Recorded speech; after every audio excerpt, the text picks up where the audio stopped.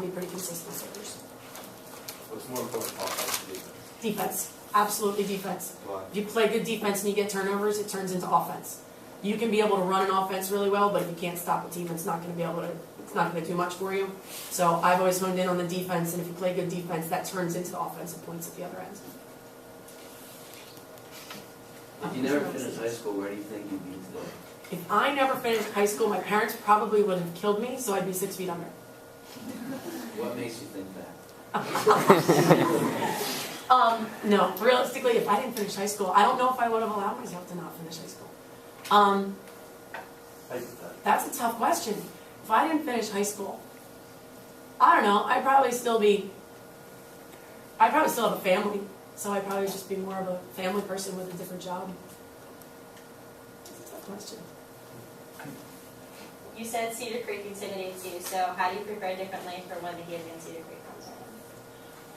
Definitely by knowing their clientele better, knowing exactly which girl's going to do what. Like, there's some games you can go into, and I don't want to say I take any game lightly, but there's some games you can go into and just have a game plan of we're going to play hard and we're going to run our game. There's other games that you have to go into and know their clientele for exactly what their girls are going to do, which is why you send a scout out there to get exactly their plays and things like that. So we'll really focus on their plays, knowing where they're going to be.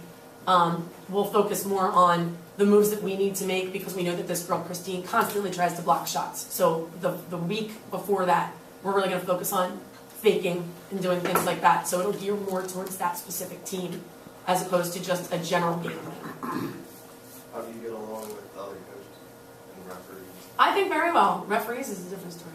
I think the coaches and staff gets along very well. Scott Betson is our freshman coach. He's constantly coming to practices and everything, varsity JV, and then putting in his time at the freshman level. He comes to all the varsity home games.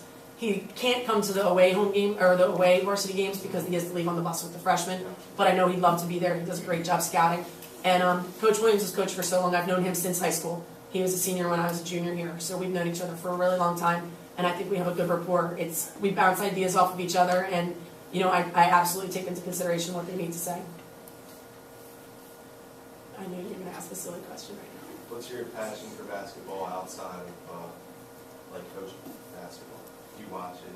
I do. I watch girls' college and boys' college. I'm not an NBA fan. I think that my personal opinion, NBA, they're getting paid way too much to be playing a sport that, yes, they love, but they also pull a bunch of crap that they, well, I can do whatever I want. I'm getting this money anyway. Where the college kids, they're still really striving to either make it to the NBA or just striving to keep their scholarships and stuff. And I love that about college ball. I think college ball means a lot more than NBA. So I really like watching college ball. How hard are your expectations this year? For this team, do you think can be constantly investing in it? What do you think all the pieces are there?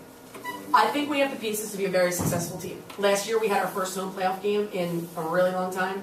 I'm hoping to get that again and get that environment for these girls because they deserve it, because they play really hard.